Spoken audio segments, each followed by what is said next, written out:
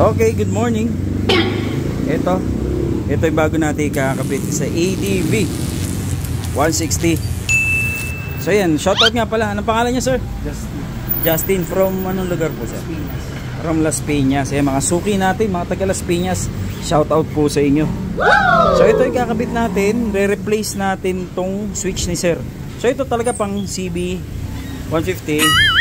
Kasi kinuha dito yung passing light eh. Ito yung gusto nila. Ayaw nila na nagbubuta. So re-replace natin dun sa stock switch ni ADV 160. So kasi 160 yung stock walang passing switch. Oh no! So since lalagyan natin ito ng mga aux lights, i-replace na natin yung passing light nya.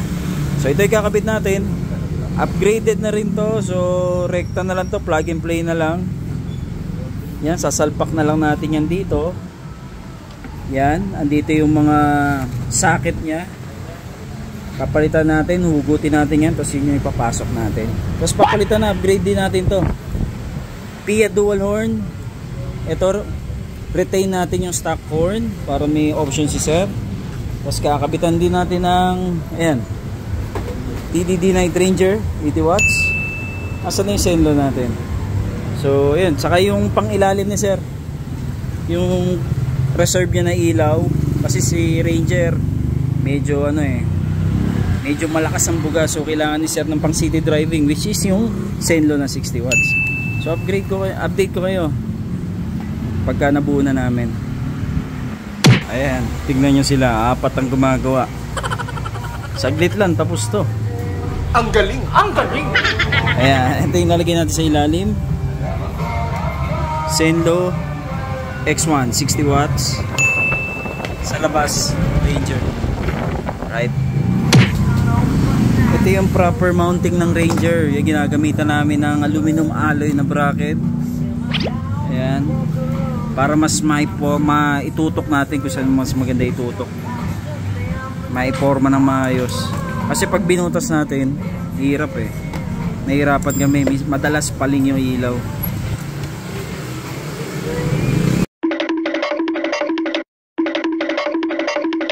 Yan, tapos na, malapit na pala, almost. Wow naman! Yan, ito yung Zenlo 60 watts at ito yung Ranger natin na 80 watts. So talagang kinabit natin dito yung yung CB na switch, passing switch. Ayan i-passing mga reds. Yun wow, nakakonect na yung mga ilaw, pati headlight. So ayan, yun para to sa mga ayaw magbutas ng passing light. Medyo pricey pero mas maganda kasi para siyang ayan nakalawit, mas madaling pindutin.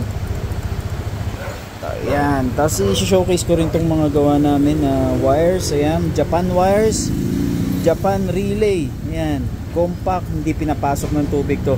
Usually nagiging problema sa mga relay yung pinapasok ng moisture, kaya nasisira. So ito, selyadong selyado yan, made in Japan.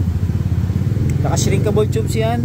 Tapos tinapalan pa natin ng tape para mas secured. So ito, ipapasok pa natin yan sa loob para malinis tingnan. So yan, ito yung mga kinabit natin TDD Ranger 80 watts, Zenlo X1 60 watts,